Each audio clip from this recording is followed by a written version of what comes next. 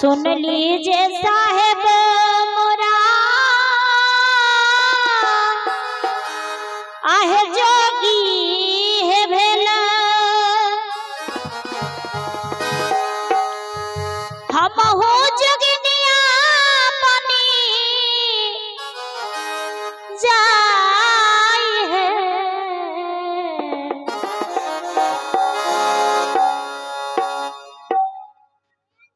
मयंक कुमार भगवा 20 रुपए से प्रसिद्ध किए हैं। गुरुदेव चरणों से शुभ आशीर्वाद प्राप्त हो। आइए पूर्व महंत जी जागेश्वर दास जी के सुपुत्र दिनेश ठेकेदार जी 21 रुपए से प्रसिद्ध किए हैं। 210 रुपए से प्रसिद्ध किए हैं। और यह पूर्व महंत जी जागेश्वर दास जी के सुपुत्र दिनेश ठेकेदार जी 210 रुपए से प्रसिद्ध किए। गुरुदेव चरणों से शुभ आशीर्वाद प्राप्त हो।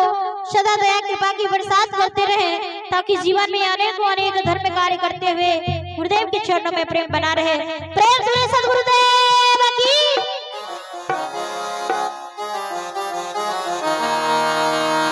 सुन लीजिए साहेब मोरा जोगी है भेला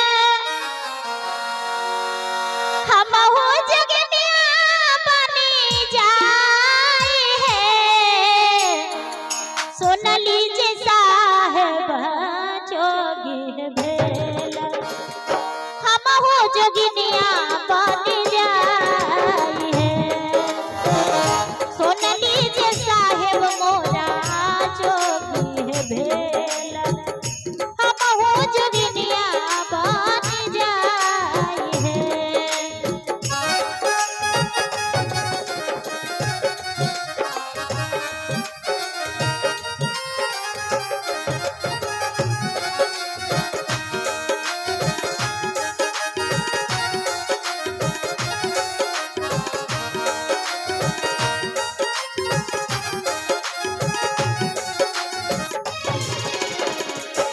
एक बान खोजलो दूसर बान खोजलो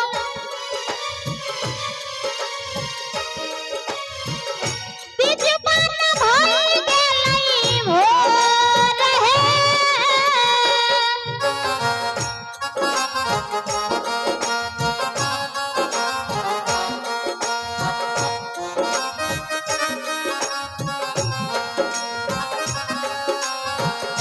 एक बान खोजलो दूसरा बान खोजलो बीच बान भाई गेलई भोर है।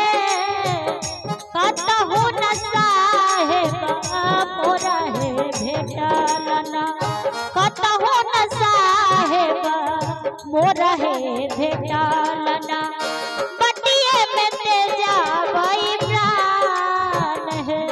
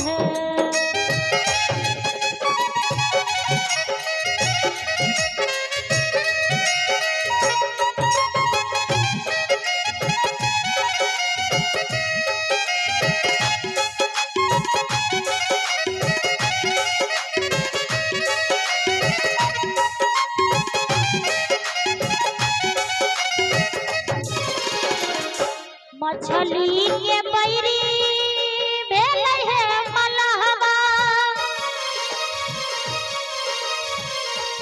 जल के न बैरी भेलै से मार है।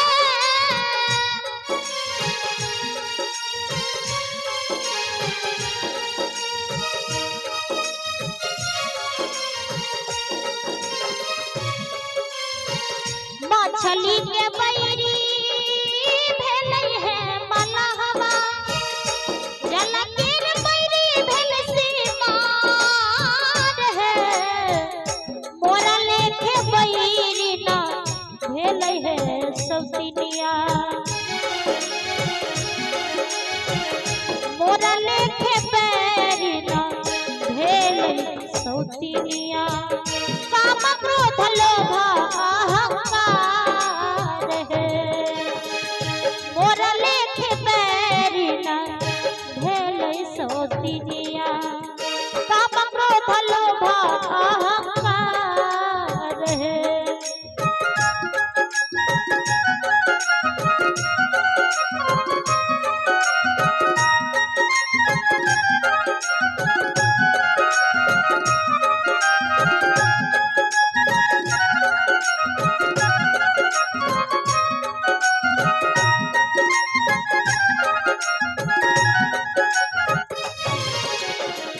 आइए हमारी भक्ति स्वरूप मैया 51 पैसे प्रस्तुत की हैं। गुरुदेव चरणों से शुभ आशीर्वाद प्राप्त हो।